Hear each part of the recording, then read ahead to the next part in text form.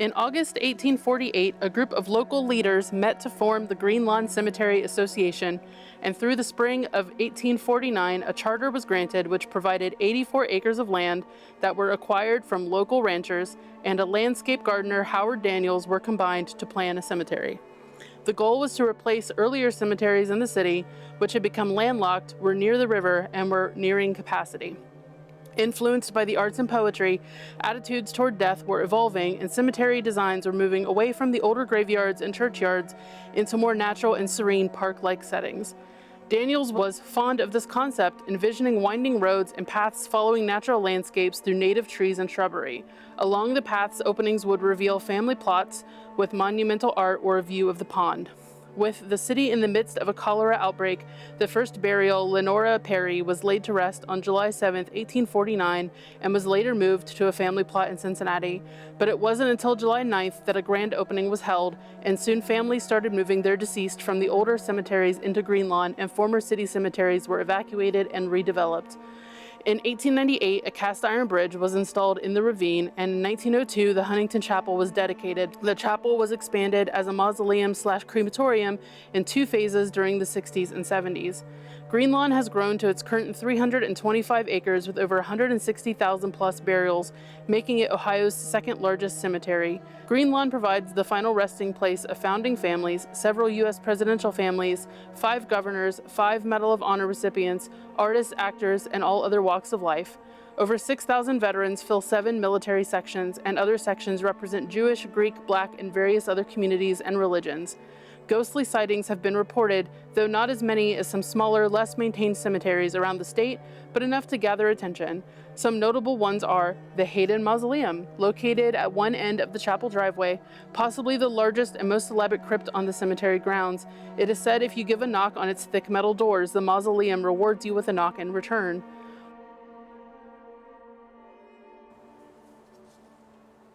Oh, keep getting yellow.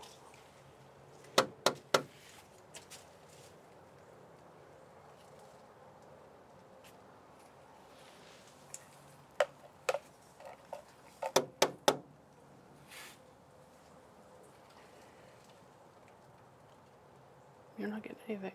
You might need to turn yours off and on again. It might need to be recalibrated. Yeah, yours is going nuts. Mm-hmm.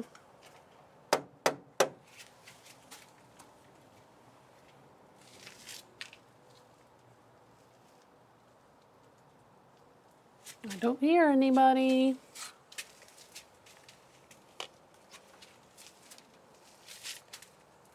I still get a solid reading of about 3, though.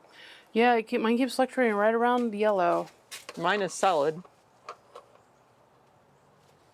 Yay! You got red?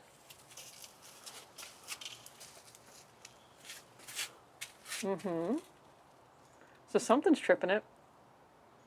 Well, I wonder if there's like electric lines beneath here. well, we have that.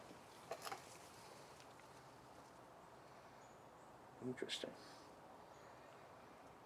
Do you like when people come and visit you?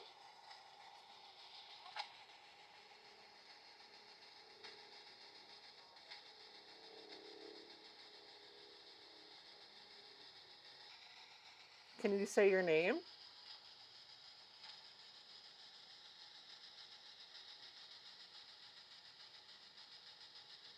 Nope. So one of them sounded like it said, "Hi, Aaron," before. Do you want to talk to Aaron? Do you want to say something to him? He's listening. Mm-hmm. He doesn't believe you're real. Could you tell him that you are?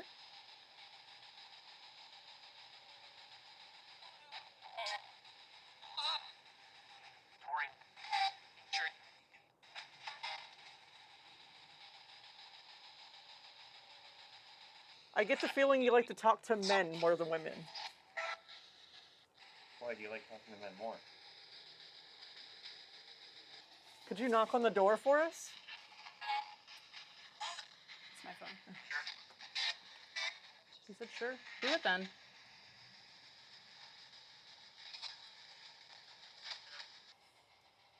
Here, I'll knock first again.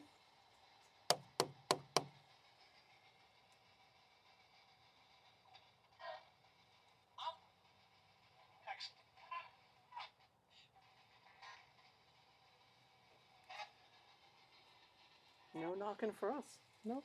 I don't hear anything. Does the iron make it difficult? Maybe you need to knock. He likes you better. Maybe.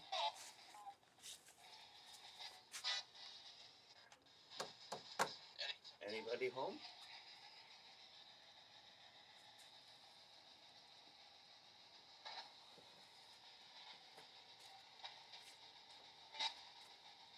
Yeah, it's really hard to understand.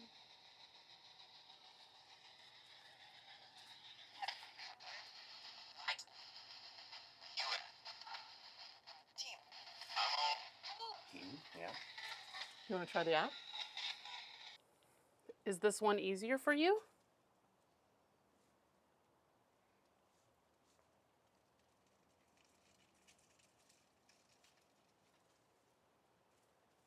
I'm sorry, should we only let the men talk to you? Can you speak through this box? I know this is probably an odd device to you.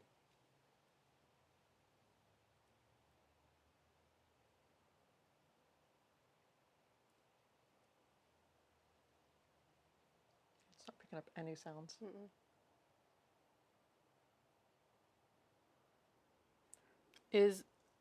It looks like there's a leveret. Is he the one who sits on the stairs?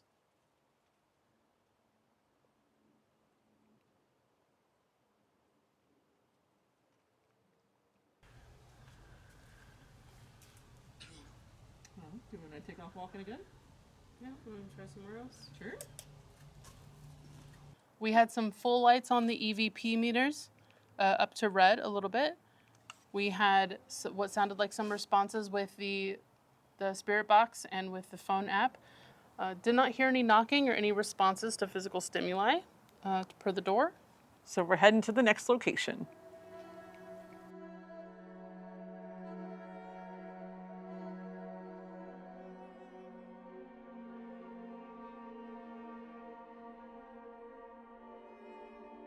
Quoting directly from findagrave.com, James Howard Snook was executed in 1930 for murdering 24-year-old Theora Hicks.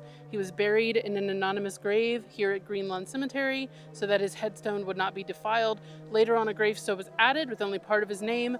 Snook was a world champion pistol shooter who won a gold medal for the United States at the 1920 Olympics in Antwerp, Belgium. He was also an accomplished veterinarian, the head of veterinary medicine department at OSU. He invented the Snook hook, a medical device still used in animal spaying procedures.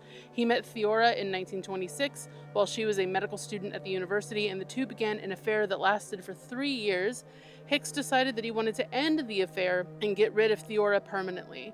On June 14, 1926, two 16-year-old boys found Theora's body in the weeds at the rifle range on Fisher Road, where Snook had been teaching her to shoot. She had been severely beaten, her throat was slashed. As Snook quickly became prime suspect, during police questioning, which lasted 19 hours, he confessed to the crime. In addition, the police found blood on his clothing, in his car, the murder weapons both splattered with blood. After a scandalous month-long trial, the jury deliberated only 28 minutes before found Snook guilty.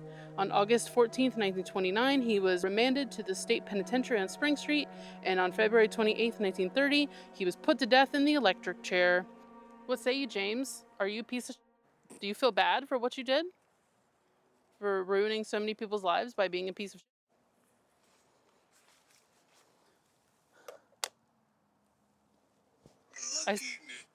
I see somebody left you a penny, so somebody gave you a little bit of respect, which is more than you deserve.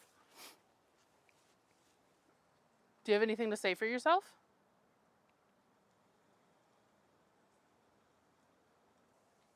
Sounds to me like you got what you deserved. So you knew you could have just broke things off instead of murdering.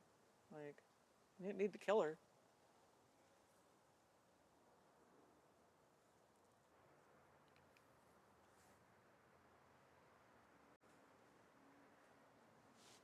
Getting a whole lot of nothing here.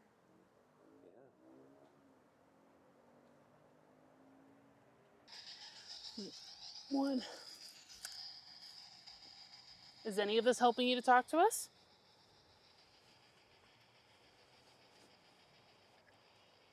We want to hear what you have to say.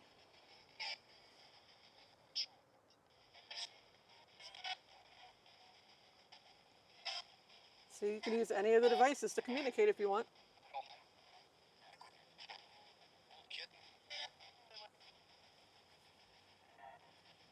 We want to hear your side of the story.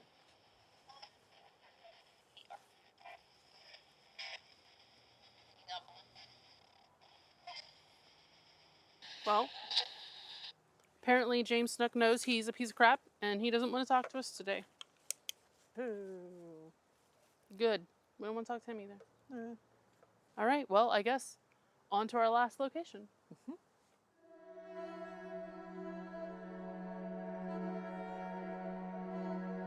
This is the grave of Miss Eva Wagner, who died September 1880. She died of tuberculosis. Her father George would show up every Sunday to mourn the loss of his favorite daughter. On the 3rd anniversary of her passing, no longer able to carry on, he hid himself inside the walls of the cemetery until he was alone in the dark. Returning to his daughter's grave, he took out a pistol and attempted to take his own life right there on her gravesite. First in the right temple, which lodged behind his right eye but did not kill him. Then again from the left, which went through his jaw and into his neck, but the bullet did not kill him then. Blinded and still alive, but unable to locate the gun that he had dropped, George spent the next 12 hours crawling through the cemetery, bleeding and disoriented. Found the next morning by workers, he kept asking for his gun in his native German, surviving his attempt for now, but it was only a year later that he was successful and able to drown himself and reunite himself with his beloved Ava.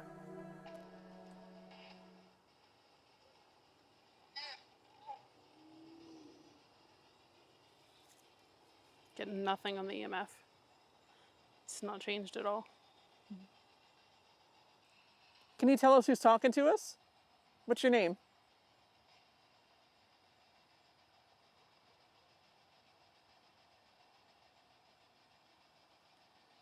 That was a really huge spike of energy that you put through there. I don't know if you saw the big wave that went up. Failure. Oh, did you think you beat cancer, but then it came back?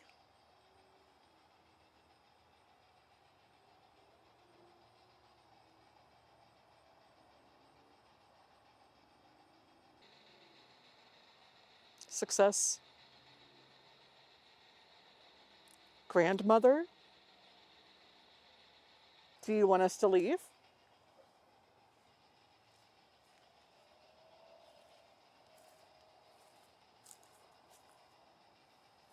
'Cause you're not talking to us anymore. Geez, thanks. Okay. So is that a yes to leave?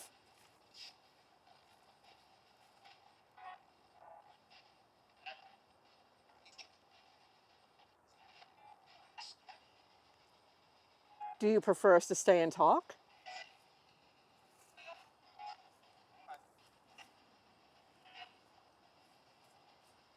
It says leave.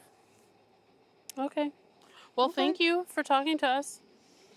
Sorry if we disturbed you. That was interesting. All right, well, looks like if someone was speaking, it was not anybody part of the Wagner family. Well, we didn't seem to get much from the Wagner family. We did seem to have somebody who called themselves grandmother. We did find a grave nearby that says grandmother on it, so maybe she wanted to speak to us today, but she did ask us to leave. So at that, this is the last place we're going to be for now.